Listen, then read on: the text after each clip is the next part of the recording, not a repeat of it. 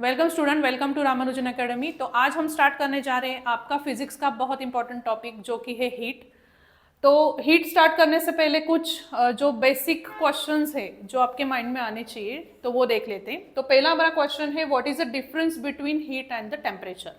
तो अगर simple language में अगर हम बात करें, heat is what? Heat is a form of energy. और अगर टेम्परेचर की बात करें तो टेम्परेचर क्या होता है?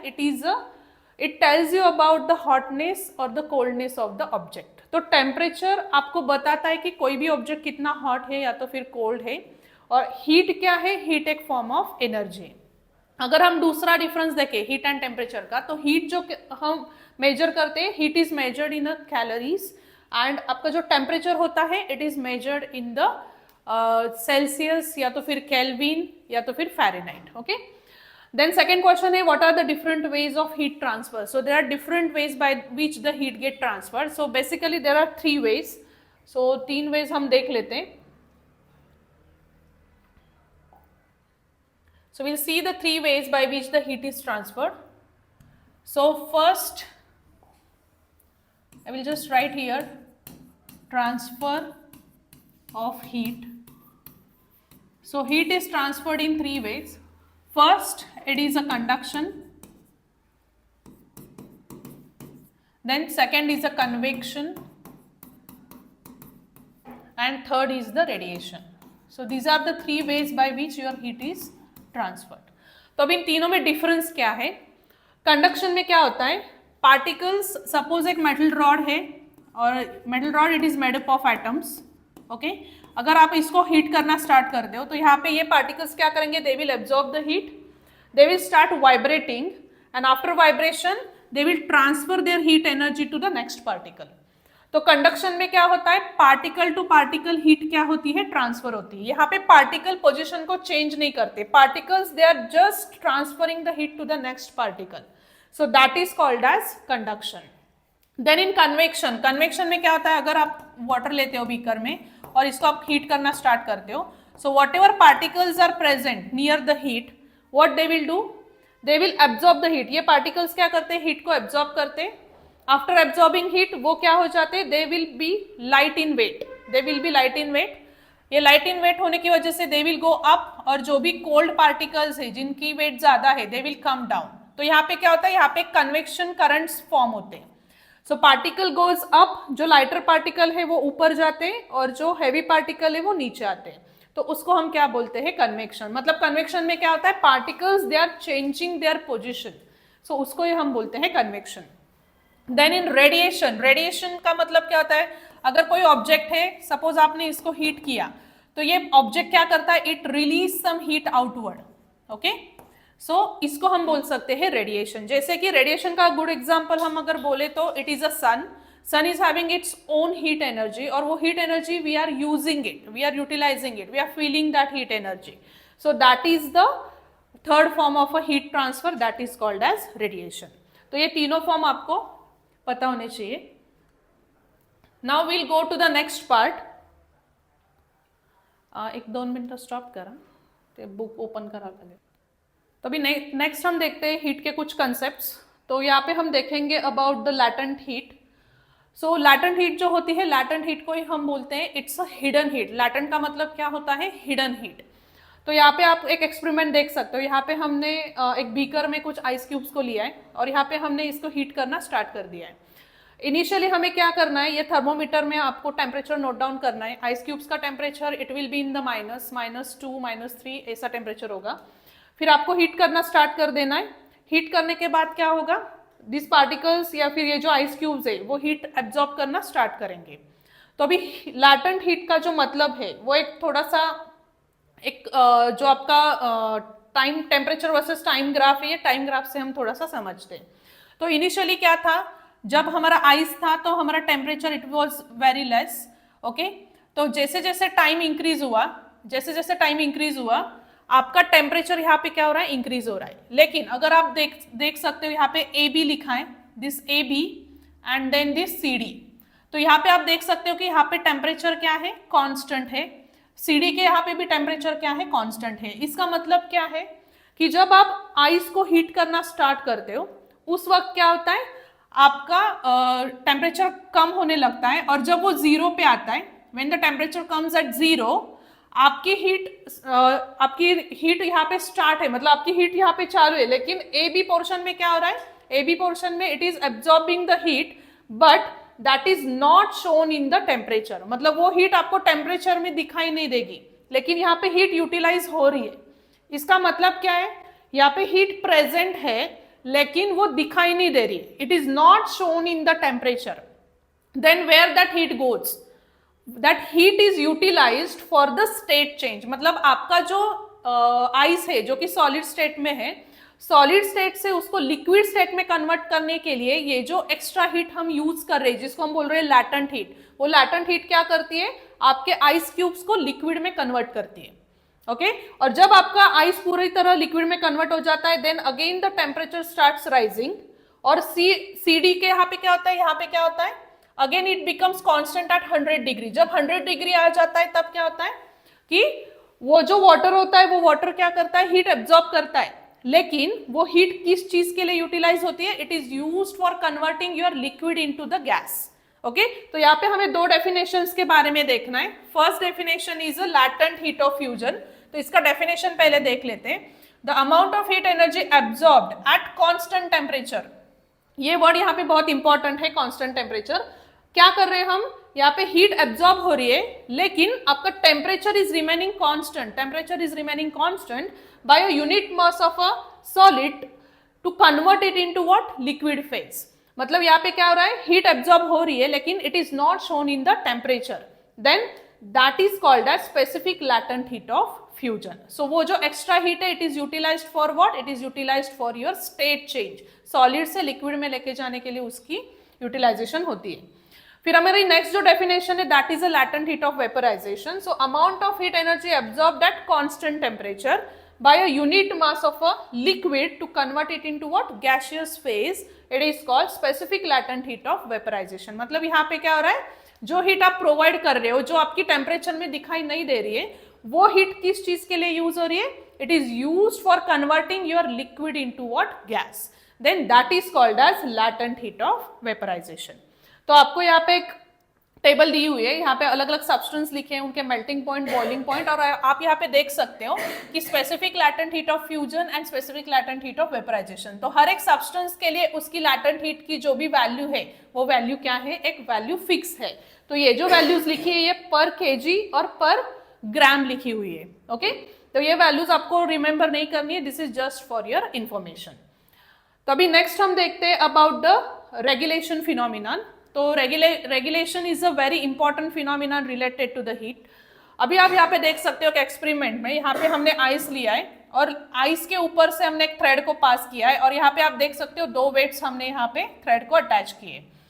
तो अभी यहाँ पे इसका पहले डेफिनेशन देख लेते हैं कि it is observed that wire gradually penetrates the ice slab. After some time wire comes out of the lower surface of ice. However, ice slab does not break. मतलब क्या, ये जो वायर है या फिर थ्रेड है, ये थ्रेड आइस को पास करेगी, बाद में वो लोअर पोर्शन से बाहर आएगी, लेकिन ये आइस यहाँ पे ब्रेक नहीं होगा।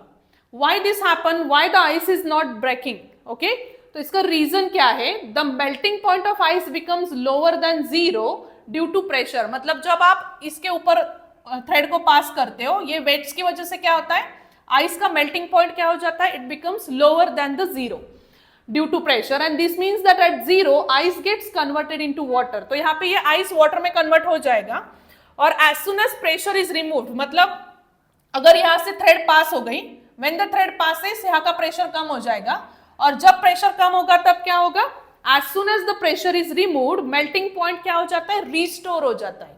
तो यहाँ पे आपको क्या ध्यान में रखना है, जब आप आइस के ऊपर प्रेशर अप्लाई करते हो, आइस का मेल्टिंग पॉइंट क्या हो जाता है, कम हो जाता है, इसलिए and as soon as the it means that at 0 degree the ice gets converted into what, water, and as soon as pressure is removed, जब आप प्रेशर रिमूव करते हो, मतलब ये थ्रेड जब इसको पास कर लेती है, तब इस यहाँ पे जो प्रेशर है वो क्या हो जाता है, कम हो जाता है, and melting point is restore to zero and water gets converted into the ice again. तो इसका जो डेफिनेशन है, वो डेफिनेशन आप देख सकते हो यहाँ पे।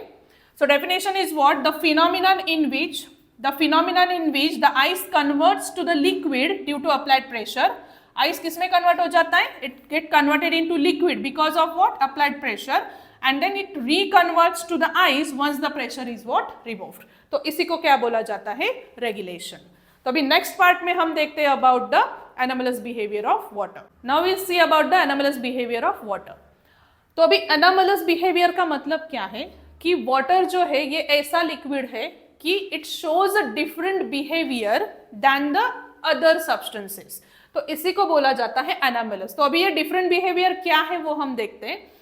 सो when a liquid is heated to a certain temperature it expand. कोई भी लिक्विड को जब आप हीट करते हो तो क्या करता है वो? It get expanded, and when it is cooled it contracts. आप उसको जब कूल करते हो वो क्या हो जाता है? कॉन्ट्रैक्ट हो जाता है। However, water shows a special and exceptional behavior. If we heat a water from 0 to 4, अभी exceptional behavior क्या है? Why water shows a different behavior here? So what different behavior it is showing? When you heat the water from 0 to 4, it contracts instead of expanding. This is a very important line here. What we can say, whenever you are heating a water from 0 to 4, क्या होता है वो? When you, it shows if we heat a water from 0 to 4, it what? Contracts. Actually उसने क्या करना चाहिए? जब आप हीट करते हो तो उसने क्या करना चाहिए? एक्सपांड करना चाहिए, लेकिन यहाँ पे क्या हो रहा है? 0 to 4 में वो क्या कर रहा है? कॉन्ट्रैक्ट कर रहा है। Instead of what? Instead of what? Expanding. So at 4 degree its volume is what? Minimum. तो आपको ये ध्यान में रखना है कि 4 डिग्री पे वाटर का जो वॉल्यूम होता है वो वॉल्यूम क्या होता है? मिनिमम होता है। क्योंकि यहाँ पे कौन सा फिनोमिनन हो रहा है? कॉन्ट्रैक्शन फिनोमिनन हो रहा है। Then if a water is heated further, अगर 4 डिग्री के आगे जब उसको हीट करते हो देन इट बिहेव्स नॉर्मल, मतलब हीट करने के बाद एक्सपांड होना चाहिए, तो after 4 it expands, okay, and it expands and its volume increases. So behaviour of water between the temperature, तो ये जो वाटर का बिहेवियर है between which temperature range? Between 0 to 4 degree, it is called what? Anomalous behavior of water. Okay? तो इसको हम एक graph से समझ लेते हैं। तो यहाँ पे ये आप ग्राफ देख सकते हो।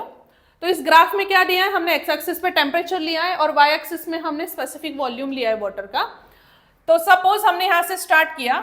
सो यहाँ पे क्या दिख रहा है? आप वाटर को हीट कर रहे हो, हीट करने के बाद उसकी वॉल्यूम क्या हो रही है? यहाँ पे 0 to 4 में वॉल्यूम क्या हो रही है? वाटर की कम हो रही है, it is decreasing, okay, and after 4 क्या हो रहा है? जब आप उसको हीट कर रहे हो it's volume is what? Increasing. तो ये ग्राफ क्या दिखाता है? यहाँ पे 0 to 4 में ये जो वॉल्यूम आपका कम हो रहा है, this is called as anomalous behaviour of water, okay. तो ये जो एनोमलस बिहेवियर है, तो एनोमलस बिहेवियर के लिए हम एक डायग्राम है यहाँ पे, आप इसको हम बोलते हैं होप्स अपरेटस। तो एनोमलस बिहेवियर को समझने के लिए हम इस अपरेटस का यूज करेंगे। तो ये अपरेटस में क्या क्या दिया है, पहले इसका कंस्ट्रक्शन समझ लेते हैं। So in Hope's apparatus we have one cylinder in the middle. तो ये सिलेंडर जो है, इसके बाजू में आप एक ट्रोव देखोगे जिसमें हमने क्या लिया है? फ्रीजिंग मिक्सचर लिया है। फ्रीजिंग मिक्सचर का मतलब क्या होता है? जिसमें हम आइस और सॉल्ट का कॉम्बिनेशन लेते हैं, उसको हम बोलते हैं फ्रीजिंग मिक्सचर। तो इस ट्रो में हमें फ्रीजिंग मिक्सचर को लेना है। बाद में यहाँ पे आप दो टेम्परेचर्स, दो थर्मोमीटर देख सकते हो, यहाँ पे T1 है और यहाँ पे T2 है। तो दोनों के यहाँ पे टेम्परेचर्स भी लिखे 0 and 4। फिर इसके बाद यहाँ पे हमने कंटेनर लिया है जहाँ पे जो ये फ्रीजिंग मिक्सचर है, इसमें से अगर कोई लिक्विड बनता है तो उसको कलेक्ट करने के लिए यहाँ पे हमने क्या लिया है? एक कंटेनर लिया है। तो अभी इसका जो वर्किंग है वो वर्किंग हम यहाँ पे समझ। Now will see the working of the Hope's apparatus. तो यहाँ पे हम देखते हैं कि initially the temperature of water in the middle of the cylinder lowers due to freezing mixture. यहाँ का जो वाटर है वो क्या हो जाएगा? It will become what? It will become cool. उसका टेम्परेचर कम हो जाएगा because of freezing mixture. Since the temperature of water there decreases, its volume decreases. यहाँ पे जो भी वाटर पार्टिकल्स होंगे उसका वॉल्यूम क्या होगा? वाटर कॉन्ट्रैक्ट होगा, और कॉन्ट्रैक्ट होने की वजह से क्या होगा? उसका वॉल्यूम कम हो जाएगा। और जब वॉल्यूम कम होता है तब डेंसिटी क्या होती है? इंक्रीज होती है, क्योंकि डेंसिटी का जो फॉर्मूला है वो क्या है? Density is mass upon volume, mass divide by volume. So when volume become less than your density becomes more. So density यहाँ पे क्या हो जाएगी? यहाँ पे डेंसिटी ज्यादा हो जाएगी, and the water with higher density moves downward. तो यहाँ पे जो भी वाटर पार्टिकल्स है they will move what? Downward. Then the lower thermometer T1 shows a rapid fall in a temperature and this continues till the temperature of water becomes what? 4. तो यहाँ का जो टेम्परेचर है वो क्या हो जाएगा? It will decrease, and ये कहाँ तक होगा? 4 डिग्री तक ये टेम्परेचर कम होती जाएगा। देन उसके बाद क्या होगा, when the temperature of water starts decreasing below 4, अब 4 के नीचे क्या होगा, water will behave in opposite manner, मतलब यहाँ पे water में क्या होना चाहिए था, it should contract, but because of anomalous behavior of water below 4 water will start what, expanding, तो यहाँ पे water का क्या होगा, expansion होगा, और expansion होने की वजह से क्या होगा, यहाँ पे volume increase होगा, and as the volume increases then your density will be what, less, because volume and density they are in opposite relation. So as यहाँ पे volume क्या हो जाएगा, increase हो जाएगा, then density will decrease, और यहाँ पे ये जो water है water will shift up, और यहाँ पे आप देख सकते हो जो थर्मामीटर 2 है उसका टेम्परेचर कम होते जाएगा, और कब तक कम होगा, it will be reaching till what, 0 degree Celsius, और जब वाटर 0 डिग्री सेल्सियस पे रीच होगा तो यहाँ पे क्या होगा, आइस फॉर्मेशन स्टार्ट हो जाएगा। तो आप देख सकते हो कि यहाँ पे आपको आइस दिखाई देगा, लेकिन नीचे क्या होगा, पूरा पानी होगा, जो कौन से टेम्परेचर पे होगा, 4 डिग्री सेल्सियस पे होगा। बाद में क्या होगा, बाद में again T1 will start decreasing and then T1 will also start reaching to the 0 degree Celsius. तो ये जो फिनोमिनन है, इसी फिनोमिनन को बोला जाता है anomalous behavior of water। तो ये anomalous behavior का एक गुड एप्लीकेशन है, जैसे कि आप देख सकते हो जो aquatic animals होते हैं कोल्ड रीजन में, तो आप देख सकते हो कि वो जो लेग्स होती है, वो लेग्स के ऊपर यहाँ पे आइस की लेयर फॉर्म होती है, लेकिन उसके नीचे जो भी फिशेस वगैरह होते हैं या फिर एक्वाटिक प्लांट्स होते हैं, दे कैन वो यहाँ पे लीव कर सकते हैं। क्यों कर सकते हैं, क्योंकि नीचे जो पानी होता है वो पानी कौन सा टेम्परेचर पे होता है, it is at the 4 degree Celsius. इसलिए बहुत सारी जो भी स्नोवी कंट्रीज होती है वहां पे आप देख सकते हो कि फ्रोजन लेक्स है, लेकिन फ्रोजन लेक्स के नीचे क्या होता है, पानी वहां पे स्टोर्ड रहता है, जहां पे ये एक्वाटिक एनिमल्स और प्लांट्स क्या कर सकते हैं, सर्वाइव कर सकते हैं। तो ये था हमारा एनामलस बिहेवियर ऑफ वाटर।